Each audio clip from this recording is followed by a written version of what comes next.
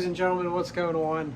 Today we come to you from the gun room, the gun shop, and today I got a special little treat for everybody.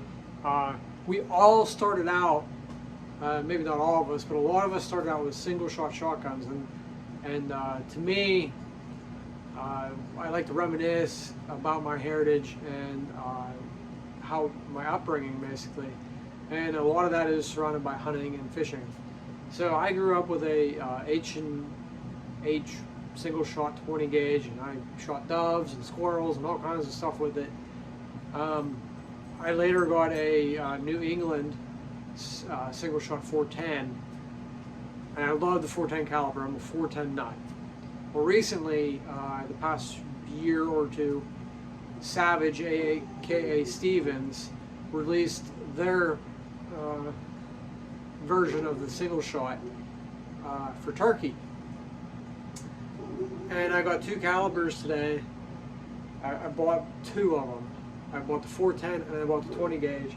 They're both identical guns except for the gauge, the caliber. So this one's a 20 gauge. You can see it comes in Mossio camo. So far I really like it. And it comes, let's start with the muzzle and work our way down. Extra full turkey choke,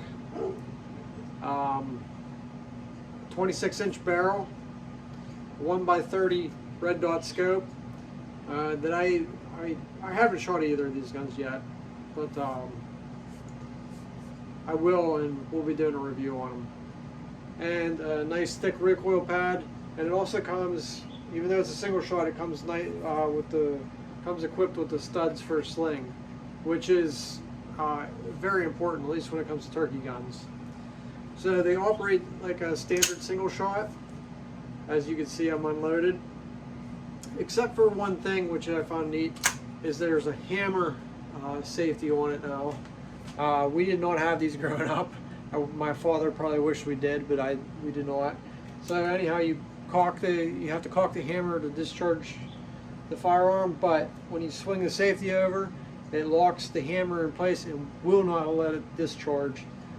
So that's pretty neat. As you can see, the hammer did not fully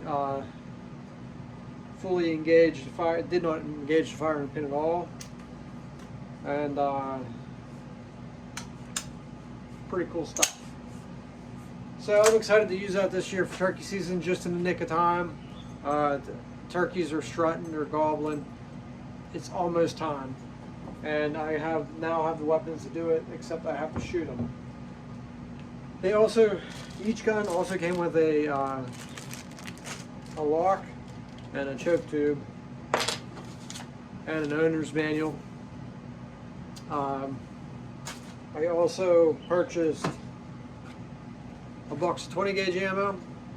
This is the Winchester locked and lethal longbeard ammo, 5-shot 3-inch.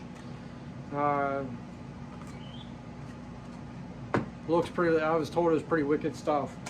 For the 410, I wasn't able to get the ammo I wanted, and that ammo is really expensive. It was like $10 a shell. But I ended up getting the Express, Remington Express 410, just 2.5-inch, number 4-shot. And we're gonna shoot both of these, and we're gonna see what happens with both. If I don't like the way the 410 is shooting, we may try to get another ammo for it for the season. Ammo's, you know how it is right now, ammo's a little hard to come by. But anyhow, I'm excited about these two weapons. It takes me back to my youth again.